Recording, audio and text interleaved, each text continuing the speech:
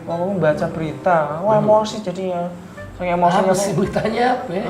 Ya iki Beb, puasa-puasa aku lihat berita isinya kekerasan, terus ini ada anak ngelaporin ke polisi, ibunya itu dituntut 1 M, padahal dia cuman minjem 10 juta toh, terus mau dipenjara lagi kan. Emang anak biadab ini Beb. Yang salah nih ibunya Beb. Ya kira anaknya yang nuntut kok. Sama nggak usah mulai lagi nih, mau berangkat depan lagi. Kok itu ngegas sih? Kok jadi ente berdua yang berantem? Tahu nih Beb, dia duluan Lah ya ngegas. salah anak. Ayo udah adem begini. Baik, begini. Nggak boleh juga kita langsung ngejudge. Nggak boleh juga kita langsung menghakimi. Cuma kalau memang toh betul permasalahannya seperti itu, yang pertama, anak itu nggak berhak. Nggak boleh sampai dia ngaduin orang tuanya ke polisi cuma karena masalah uang. Tuh kan salah anak emang gua anak kurang ajar ini. Karena begini, pernah satu ketika Nabi kita Muhammad alaihi salatu wassalam beliau kedatangan tamu. Kedatangan tamu seorang anak yang mengadukan tentang tingkah laku orang tuanya. Ceritanya nih, orang tuanya ini banyak minta duit sama anaknya. Kemudian anaknya punya niat supaya next setelah itu apa yang diminta sama orang tuanya kepada anaknya itu mau dianggap sebagai hutang. Buat ngasih pelajaran ke orang tuanya supaya nggak minta-minta mulu sama anaknya. Begitu Nabi tahu, kemudian Nabi tanya sama orang tuanya, apa jawaban Nabi? Ente mau tahu jawaban Nabi? Apa Beb? Nabi menjawab, anta wa maluka li abika. Engkau dan semua hartamu punya orang tua.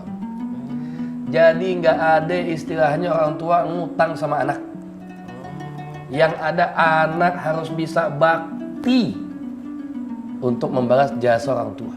Menurut pandangan Islam, kalau orang yang durhaka sama orang tuanya itu gimana, Beb? Tidak ada satu keberhasilan yang kita dapat di dunia ini tanpa doa dari orang tua. Meskipun kadang doanya orang tua ngomel sama kita, tapi kita nggak tahu. Tengah malam, dia nangisin kita, dia doa sama Allah, tetap dia minta yang terbaik buat kita sebagai anaknya. Artinya, semua keberhasilan yang kita dapat sampai saat ini nggak lepas daripada doa orang tua kita.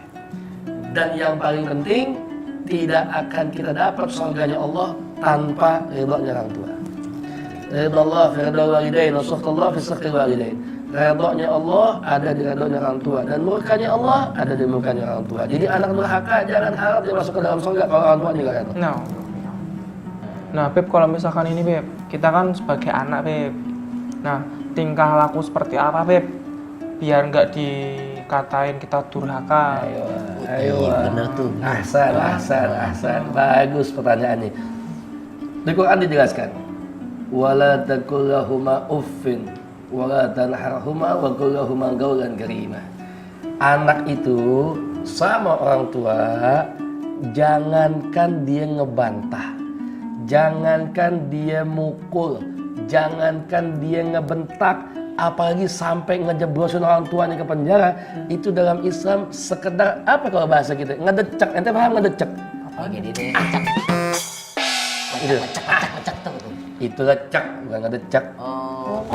Hanya sekedar mengucap saja, itu dosa besar. Misal nih, ente lagi ada kerjaan deh, ente mungkin lagi balas WhatsApp atau segala macam. Tiba-tiba Mbok manggil, tiba-tiba Umi ente manggil. Nabil, Saiki, iya Mi. Umi minta tolong dong. Kenapa ya? Coba tolong ke depan, beliin Umi obat. Begitu dia minta tolong, Nabil jawab, Umi lagi enak main handphone. Jawab nya itu udah dosa besar. Jawab nya, apalagi sampai nyakitin, apalagi sampai mukul, apalagi sampai masukin orang tua ke penjara cuma karena urusan uang. Alhamdulillah. Dan ini sebetulnya pelajaran juga buat orang tua. Artinya orang tua kudu mendidik anak-anaknya dengan agama. Karena dikhawatirin kalau nggak didik dengan agama bisa kayak tadi. Begitu udah dewasa, anak nggak kenal agama, sampai orang tua dianggap punya utang sama dia.